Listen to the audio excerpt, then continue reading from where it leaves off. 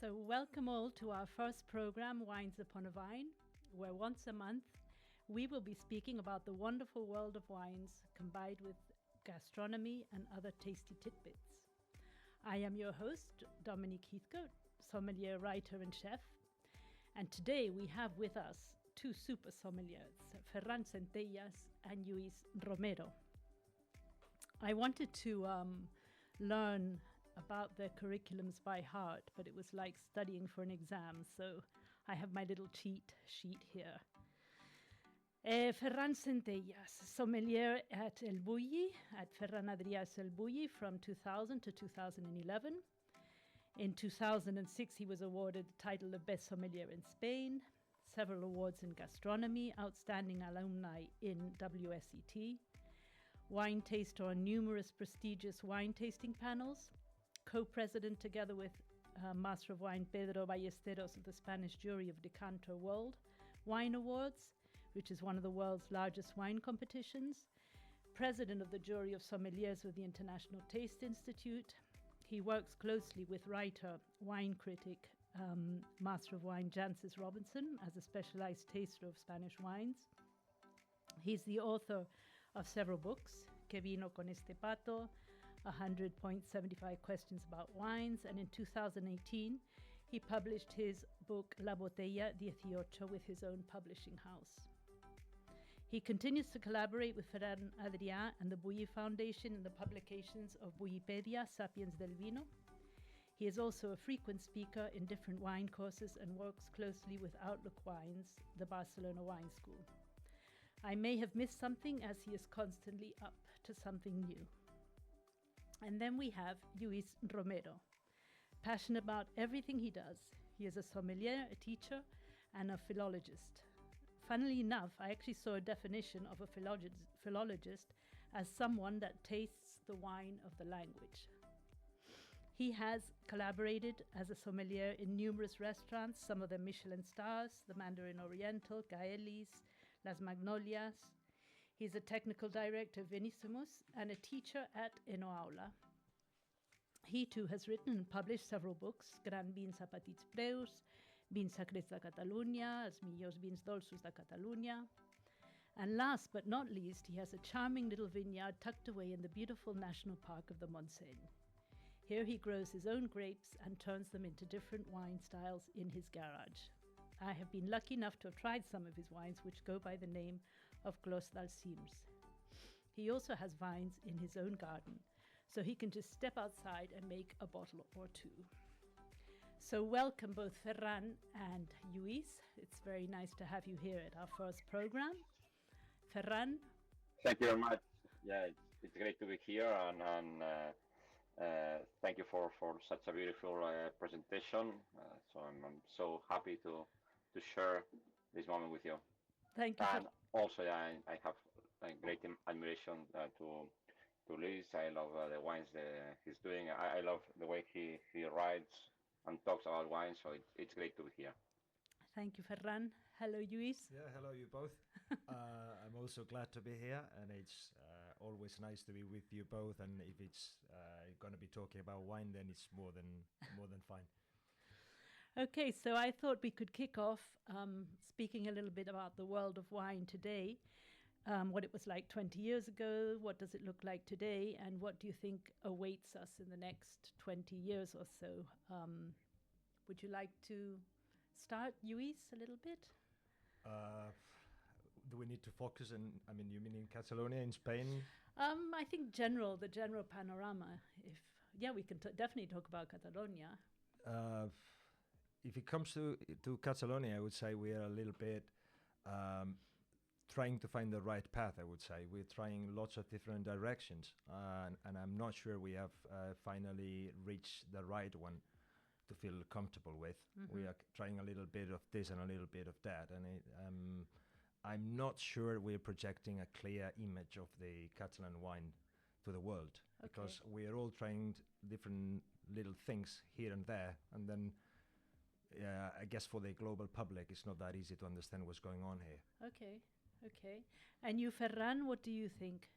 Yeah, I kind of take Lluís' words and just trying to remember 20 or 25 years ago, in our wine list at El Bulli, we barely have any Charello. We already have any delicate red wine from Catalonia. So I mean, the evolution of brands and projects and the focus on local grape varieties, the emergence or the upcoming and the reality today of Charello. So there are many things that I can say that have emerged in the last 20 years, and we can talk through them. But I agree, we're just I mean, quality wine and gastronomic wine in Catalonia. It's a recent trend, so it's not. It's two generations. I would say that I could say there are many exceptions, but I would say like two generations only trying to understand, trying to produce, or wondering what is a top and gastronomic Catalan wine. So there is still way to be made, but I'm quite optimistic. I'm quite optimistic. Hmm. Do you think that people are more aware of the wines we have in Catalonia now? Do you think we've more on the wine Yeah, map?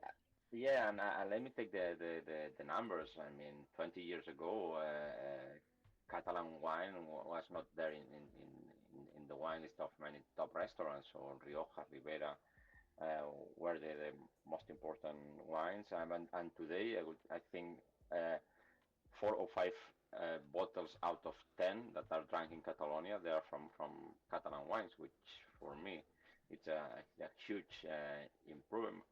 So I Mm-hmm. would say yes, people is more aware of that we are a land of wine, that we produce beautiful and great wines, but still there is work to be done. Mm-hmm. Yeah, I think, I don't know if you would also both agree, but I think perhaps people start looking for smaller wine producers and rather than the big names. People seem to be a little more interested in looking for smaller wine cellars and sort of unique little wines rather than the big names. I don't know if you would agree with me in that. What do you think, Lluís? I would say that there's like two different leagues. There's one for the freaks or those really into wine. Who are passionate and really want to go for the like the small thing, and for the small producer that really is doing something different out of the mainstream. And that again, the mainstream is so powerful that I would say big names and kind of traditional styles are still, I would say, very important for like the global public. So uh, from my point of view, I look at small things from a very small angle, which is where I am. And I guess Ferran looks at things in a wider angle because he knows much more than me about the international market and about the situation of Catalan and Spanish wine all over the planet. And I don't have this vision. From my vision here, I would say it's not many of us who are really interested in the small productions and in the personal stories behind wines. It's not all of us, I would say. What do you think, Ferran? Yeah, I kind of agree, but still, sorry that I'm coming back to this concept. Um, 20 years ago, we didn't have so many small producers. I mean, there were some of them, but the number of producers that, for instance, they have left the cooperatives, or that they were like vine growers and they are now producing their own wine. That has boomed in Catalonia. So I was 2 weeks ago tasting in Penedès, and there is a group of young people called Vida Penedès. So it's kind of and there, I would say there are like 20, 25 new wineries, yeah, from the scratch. So they were probably having some in the family some vineyards, selling the vineyards through to other producers or to the cooperatives, and 20, 25 new upcoming, very talented and passionate producers has that has been that they have been gathering, um, or they are gathering in this association. So and they are producing quite good wines also. So again, here I can see many new projects coming into the scene in Catalonia, which is very interesting for sommeliers, for people that love this kind of products and this kind of producers, but probably they have a limited. I mean, it's difficult that the mainstream people gets to know them. Yeah.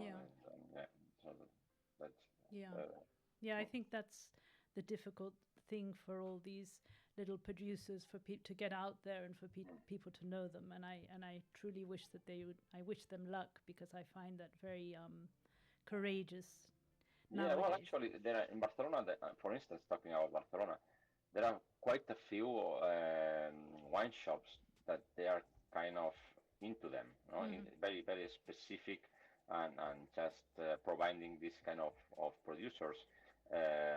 And I totally recommend consumers and people to go visit, ask for recommendation in these independent shops, because they are passionate about those wines. So instead of going to a normal supermarket, let me put it like that, which they have nice selections. No, I'm not complaining about that, but be a bit more adventurous and go to these independent wine shops, and you will really get very singular producers. Yeah, absolutely. And of course, we have the climate change. So, how are the wine growers and the appellations dealing with this? Luis, what do you? I think the word here is difficulty, because the situation is not any easy now, and it's going to be far more difficult in a while, I guess, because things are changing quickly, and the changes in the climate are huge and are going to be even bigger than that. So I guess we're doing lots of things like taking new plantations to cooler sites, and of course picking up grapes a bit earlier. And these are all the, among other things, but these are truly the basics, the basic things we can do. But I think the future is going to be a challenge. It's not going to be any easy to keep on producing wines in the same style.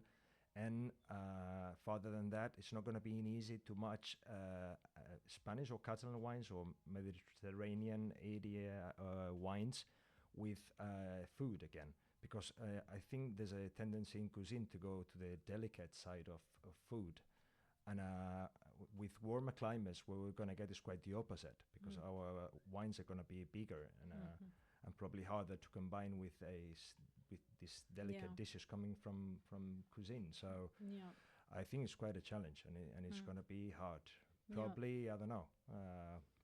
We'll need to reconsider the option of having other kind of vines easily adapted to warmer weathers. I don't know.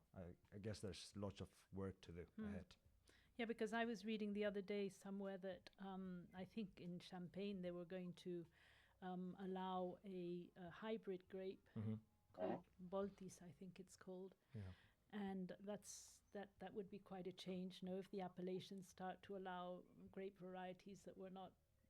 I'm not sure that's ever going to happen in France. Hybrids in France, I'm not that sure. Well, it might be we might not have any alternative at the end of the day. Yeah. Do you have anything to say about the climate change, Ferran? Well, for me, it's a climatic crisis, I would say. Let's remember that 2023 it's been the shortest harvest of all times in Spain. 2023, 24 it's been a bit better, but Priorat has suffered like a lot. So it's about the quality and about the style, as Luis was saying, but also and very important too, it's about the quantity of grapes, because drought is being like very very affecting very bad the vineyards, no? Yeah. So yeah, and we have, at least in Catalonia, we are not ready to irrigate this 2024. We have seen trucks that they were coming from around Spain to Priorat, but they were full of water. So bringing a full of water truck from whatever place, I don't know the place they were coming, that cost like 3,000 producers could kind of afford that. Yeah. The rest of the producers that they could not afford bringing water from outside in their own independent level. Most of them they have reduced the crop by more than 50%. Yeah. That's a real crisis. I would say, especially coming from 2023, that was the worst ever in Spain. But let's also remember that Spain, the kind of the main area in terms of volume is La Mancha, and La Mancha they are lucky enough to have underneath water, like reservoirs of water, and most of La Mancha they can actually do irrigation, and they can maintain the crops and harvest, but not in Catalonia. So that's extremely worrying for me, because it's not just one or two vintages that we have been suffering. It's already, I would say, like, I don't know exactly, but I would say like 7 or 8 in a row that they have been like extremely dry. Yeah. Yeah. Yeah, I don't know if that would suddenly make all the wines that are produced here increase in price, maybe, or Hope so. No, no. I mean, if the prices, if the customers they are and the clientele is ready to pay more, then that can be a solution. But actually, I don't see it this way. No, Yeah. no. I mean, it's very difficult to raise prices, not just in our market but internationally. I think it's just Priorat that maybe achieves a right balance between the effort of picking, of producing, and the price you pay for it. But all the rest of regions, especially maybe Penedès or Terra Alta, they find difficulties on maintaining the prices high. Yeah. Yeah, it is a worrying Mm. subject for sure. Mm. So what about sulfites? Could you tell us a little bit the role that they play in in Yeah, winemaking? here I'm sure we're gonna disagree with Luis, That's because we why are, totally opposite mentalities on. Not totally. Well, yeah, but I would love to hear first Luis, as he's got a real experience on working with sulfites, and he Yeah. knows better than me how to produce wine, and actually he's a hands-on man. So Luis. Yeah. It's not. I mean, I wouldn't like to consider sulfites as something evil or something really bad happening to wine. I think in some situations you need to use them because there's no other way. It's either letting your wine become vinegar or using sulfites. Then I will go for sulfites for sure. We don't like drinking vinegar, any of us. But to some extent, I think there's an overuse very often, and we use sulfites as this person in a circus who uses a net to feel safe when he's doing some acrobatics or whatever. And I'm not sure it's always that necessary. If you work, there are other things you can do in a winery that may not prevent you from using a little bit, but maybe will help you not to use big amounts of sulfites. And I think this is good. We can use acidity, we can use tannins, we can use carbonic from their own fermentation. There are many things that will help us to grow nice, clear wines without that big use of sulfites. That's the only thing I'm against. Just using it as if it was like a formula. Whatever the year, whatever the vintage, whatever the acidity in the wine, whatever the alcohol volume, whatever happens that year, that vintage, we're going to use sulfites, and probably in the same amount. This is what I'm really against. Ferran? Yeah, which I totally support this idea. I like minimal intervention wines. The only thing that I don't like is when you go taste and smell the wine, and you clearly see that this is a natural wine, or or a wine that has not used sulfites. When this elaboration or this way of producing wine, it's showing the character above the fruit, or above all the flavors or aromas, then it's when I don't find it. I don't I think it's a nonsense, because if you can actually smell that the wine has been produced without sulfites, then you smell the technique, whatever it is. Yeah, but And yeah, but again, I think it's the same thing when you can only smell the oak, or you can yeah, only smell agree, when you agree. use like selection yeast, and you can only Yeah, smell the tropical yeah, flavors of any variety. yeah. I totally agree. That I mean, if when you go when you go and taste the wine, and you can actually clearly see how the wine has been produced. So the technique, the winemaking techniques, it's over the wine, over the fruit, over the terroir. Terroir, it's a very romantic word, but over that, then and I'm totally agree with Luis. Yeah, The that's the point. excess of oak is the same as or can be the same as the lack of sulfite Hmm. if you can smell it. Yeah, totally. Both, And feel it. both, yeah. Because I was reading also about a technique called PEF, which is pulsed electric fields, apparently, that give like little electric pulses to the must or the, Mhm. and that sounds really interesting because that apparently would help to lower the necessary levels that one might need to use whilst fermenting the wine. Have you heard of this technique at all? No clue No, at all. no. Oh, Not at all yet, no. ah. But can you repeat the name? Yes, it's called PEF, pulsed electric fields. Yeah, I know it's electric impulses. Yeah, little But pulses. Yeah, that's all I know. I don't yeah, really know how it works. yeah. Wow, And it it's sounds also like very exotic. yeah. Well, apparently it doesn't use up too much electricity, and it brings down. Also, it can also how do you say that? It can also stabilize the microbiological Okay. stabilization of the wines, and it can also reduce the maceration time apparently because it does all these. Um, I think natural acidity should be the electricity in wine. yeah. That's the only one we need, probably. Okay. Well, that's Lluís It's for you. really futuristic.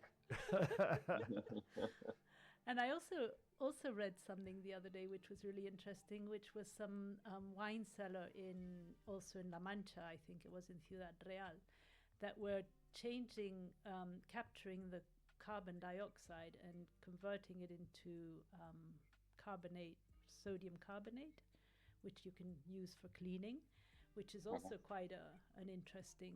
Um, I mean, Now there is this technology that has I mean that permits wineries to recover this natural CO2 in fermentation and Hmm. then use Hmm. it. Normally they use it like a blanketing how you say that agent. inner gas Oh, inner gas, is that uh-huh. a word? Yeah. Where you can use it. Hmm. So and this is not super expensive now, and you can have like a huge tank outside the winery where you collect all the CO2, and then you can use it um, afterwards as inner gas, Hmm. and that is still and this is a good technique, as Luis will say, it's a good technique to Hmm. reduce Hmm. the use of sulfites too. Hmm. So Hmm. and I have seen this kind of tanks in many wineries today. Hmm. Yeah, I suppose these kind of techniques can um, slowly Mm. maybe be incorporated if they're not too expensive and could be Yeah, interesting yeah, for everyone. Okay, yeah. well, we're going to have a little music break now with City by Masso Beats, which is a free to use .com music, and we'll be back shortly.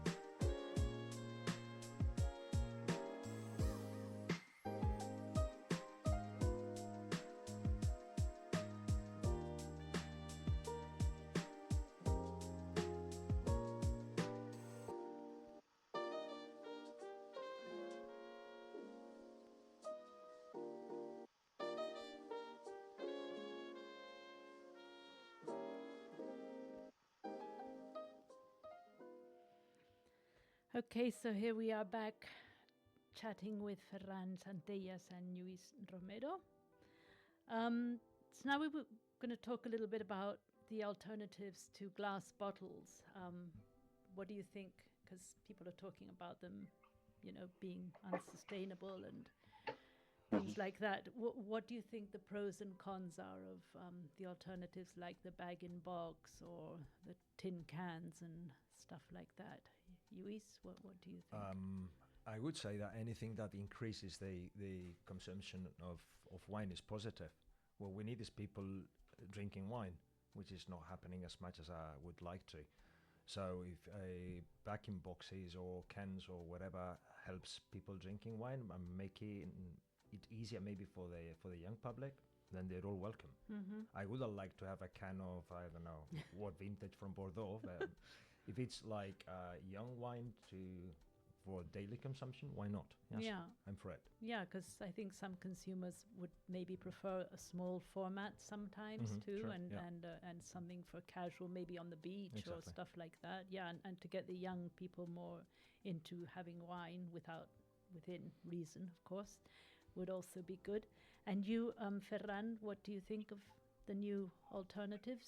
Well, I kind of have mixed feelings because, for instance, canned wine, you cannot, as Luis was saying, you cannot age it, uh, and it gets kind of spoiled in 1 year or so. So it's nothing. We cannot use that to age wine, or we cannot use it for prestige cuvées because it cannot actually age, and it doesn't age well. Uh, Good, no problem for easy drinking wines. Happy to see that. I actually like it, and there are some brands that I really like, and they're doing very good job, especially in when you travel around and you go to the airport and this kind of easygoing consumption. So I'm good. I'm happy to see them in the market. But I don't think they will be used for super prestigious cuvées. Mm. Same with backing box that you cannot age. And aging wine is beautiful, Mm. and it adds an extra layer of complexity and prestige to wines. And that's just glass that, for now, it's the only kind of packaging that we can use to collect to age um, old vintages. Mm. So that's why I still think that glass is the best option for top cuvées and for prestige wines. Having said that, there are companies today that they're not just recycling but reusing. Yeah, so you send bottles to these companies. They kind of organize them. They classify them and they clean it with a very cool technology. So wineries, they can reuse glass bottles and they can buy glass bottles from them. And for me, that's a revolution. It has been here for 4 or 5 years, and and actually I see that as being the future, Mm. because you don't need to recycle. You just need to reuse it. Yeah. And Right. that's yeah. And I'm quite I'm quite positive on this technology. Yeah. Yeah, because also I think there's the romantic part of it too, no? To open a bottle of wine. I mean, I would feel a little bit strange if I was in a restaurant, with all respect to bag-in-box or cans, but I would feel a little bit strange to be, served a Well, glass. the Yeah. rituals are important too. They make you feel comfortable. They make you feel in a place Hmm. that you recognize, Hmm. and they make you.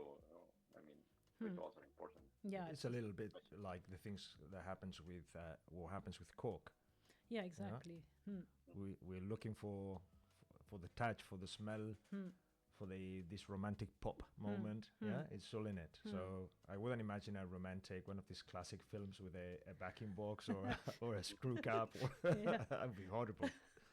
And talking about screw caps, do you think there's an influence on the wine with whether, obviously, if you have a cork or a screw cap, there will be a different influence on the wine, no? I mean, that certain wines probably couldn't even have a screw cap. I would say it's quite the same thing as with glass. The thing Ferran was just saying. It's all about aging. Mm-hmm. We know cork gives you the possibility of aging wines and to have a gradual evolution inside the bottle, Mm-hmm. which other, or at least most of the other materials don't. So that's the key point, I guess. Hmm. Yeah. And all these alternatives to cork that are not 100% cork or something, they seem to work pretty much okay, or what do you think? Yeah, especially the yam, no? The yam, Yeah. which is cork mixed with some plastic material. Correct me if I'm wrong, but I don't exactly know how it works. Mm. But this is a very good solution because actually they kind of guarantee that the cork has not any TCA or any cork stain Mhm. at all, and that's why it's now so popular. It looks like cork. It actually smells and the touch is like cork, but actually 30% of it is plastic. But this kind of guarantee that the cork is in good condition. Mhm. That's Yeah. what makes it like so popular today. Right, right.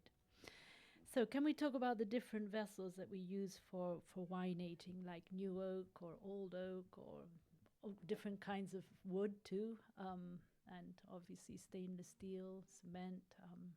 You Lluís, well, we can talk about your I have the whole personal collection. project.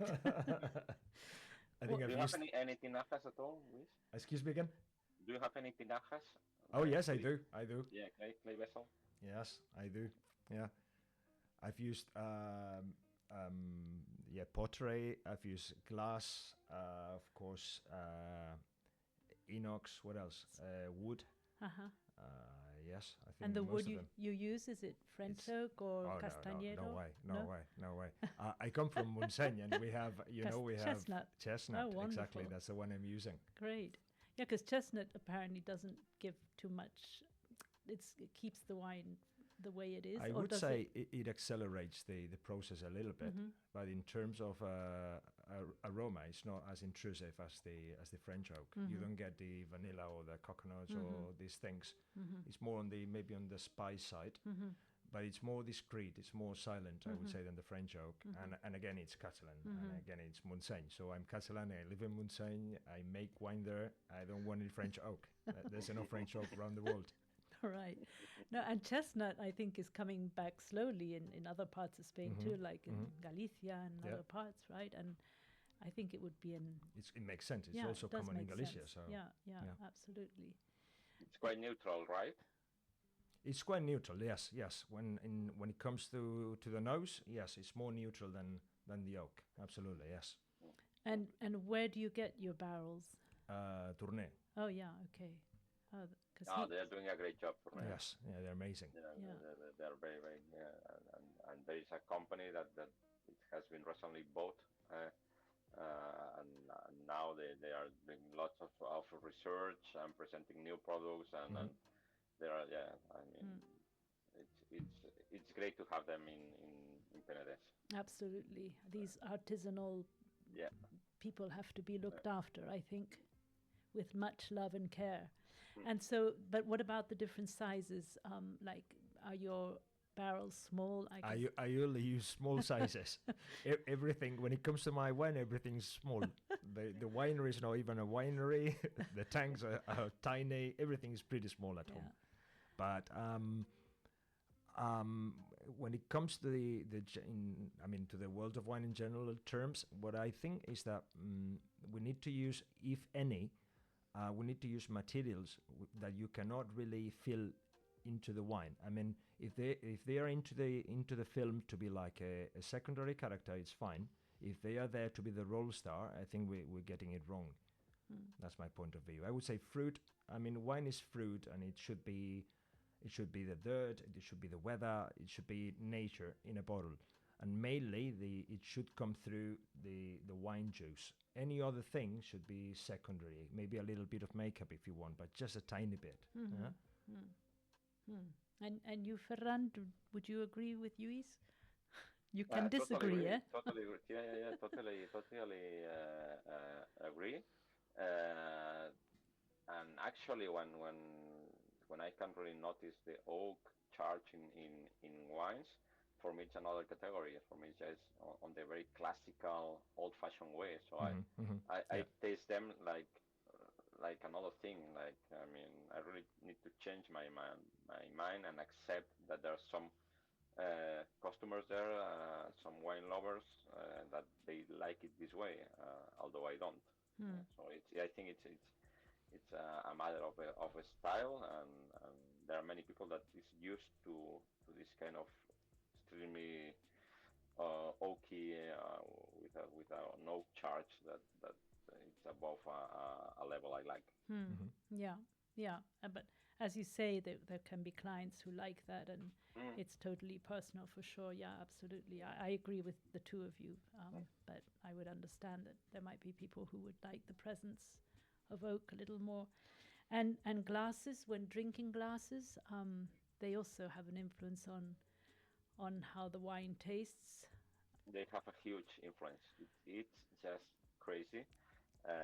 So if you have the opportunity of doing an experience and be able to taste the same wine in many different glasses, you easily realize that it's so important the shape, the size, the quality of glass to release the flavors and to make the wine to shine. It's a tool. It's a very important tool. It's the best investment a wine lover can do just to have more pleasure. Well, glasses and knowledge. Mm. If you go to a wine course and if you try to be up to date and if you have interest and passion to the knowledge of wine on one side and on the other side you have the right tool and of course the right wine, then the experience changes. I mean, it's like drinking culture in the best proper way you can do. But glasses are so significant, Mm. so much important. And if not, if you if you don't trust it, just go and taste it. I mean, go and experience how is to drink with a glass that costs 20 or 25 euros or more, Mm. and it will blow your mind. Yeah, I have some very beloved friends who once gave us wine in a yogurt glass, and that was kind of and Are you still friends? yes, they've actually invested in some glasses since then. Okay. But as a as you say, as a wine lover or something, would you actually recommend people really buy a glass for each wine style, or with two or three glasses? Do you think there would be enough? I mean, I think at Albury we had 50 different glasses. I mean, I don't think it's necessary to go as deep and as varied as 50 with two or three models. For me, it's more than enough, especially if they are good quality. I don't know, Luis, what you think about that, hmm. but two or three, I mean, I used to more have a whole Riedel collection myself, just one of each. Yeah, so I would go for the Pinot today, for the Cabernet tomorrow, for the Chardonnay next week. But after some washing, there's been accidents. So now I keep like I don't know 7 or 8 of them, and then I have like some cheaper glasses. I would say medium quality, which are the ones I use when I get friends home and I want to have something versatile on the table, and I don't want to use like 50 glasses. If I have 10 friends at the table, what am I going to do? Am I going to use 50 glasses? Hmm. If I can afford it. Hmm. But yes, I totally agree that it's crucial for the way you experience the wine, getting the right glass for sure. And washing glasses, how would you recommend one should wash their glasses? By hand. By hand. with care, And with with care and love. Yes, and delicacy. Yeah. yeah, because it's kind of sad when a nice wine glass breaks. I know. I know the feeling. Yeah. So do I. Another this kind of machines, the winter halter machine, that for me that if you can afford them because they're expensive and maybe for home it's not necessary, but in restaurants we have this kind of machines, cleaning machines that they actually you don't even need to polish the glasses. Oh. So yeah, yeah, they came into the market 10 years ago, and they are today so popular, and so many restaurants they use it because actually, yeah, I mean, you reduce time and you reduce the loss of glasses, and I mean they are just great. Imagine you can just clean the glasses and not need to polish. Exactly. That's everybody's dream. Okay, so we're going to now have another little music break with actually the track is called Wine by Lucrembo, again with Free to Use. And we'll be back shortly.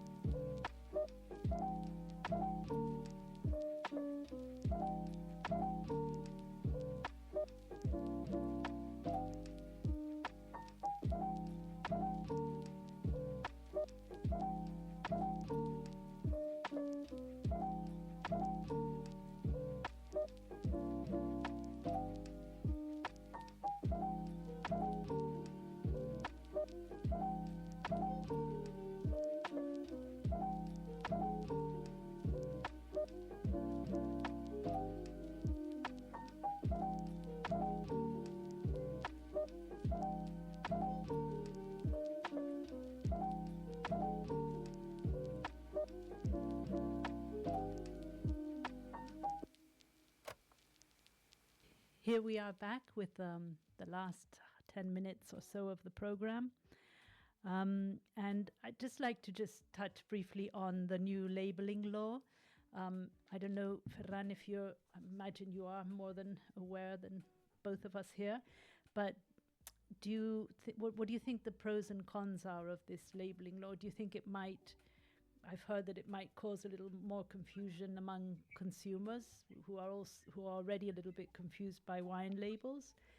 And I've also heard that it could also cause a little bit of a problem for the wine sellers, the smaller ones especially, who might not have the infrastructure to change their labels every vintage and to suit each wine style and all the list of ingredients and all these things. So are you talking about the UE label? Yes. Yeah. Well, I think I'm totally happy and about it. I mean, I think providing information it's always good for consumers. There are some consumers that they will use it. There are others that they will not. But same with other different foods. So all about providing information. I think it's good for me, and the market needs to kind of bring answers to the wineries and make all this whole process of providing information easy. So now they're having some troubles because it's a new thing.